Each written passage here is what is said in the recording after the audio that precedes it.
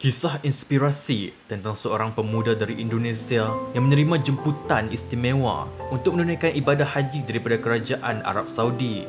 Pemuda tersebut, Muhammad Cecep Abdullah, dikenali melalui kandungan media sosialnya yang memaparkan aktiviti membersihkan masjid. Usahanya yang konsisten dan ikhlas telah menarik perhatian ramai, termasuk pihak berkuasa Arab Saudi.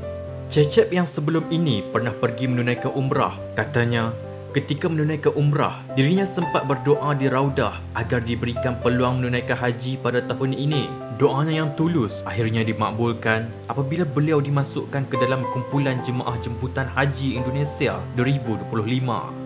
Cecep juga merupakan satu-satunya wakil dari Sukabumi dalam kumpulan 21 jemaah jemputan dari pelbagai daerah. Mereka dijadualkan berangkat ke Mekah pada 29 Mei 2025 nanti. Dalam pada itu, Cecep mengakui masih terkejut dan tidak menyangka terpilih untuk jemputan ini. Beliau merasakan ramai lagi yang lebih layak, namun percaya ini adalah rezeki dan panggilan daripada Allah Subhanahu Wa Taala.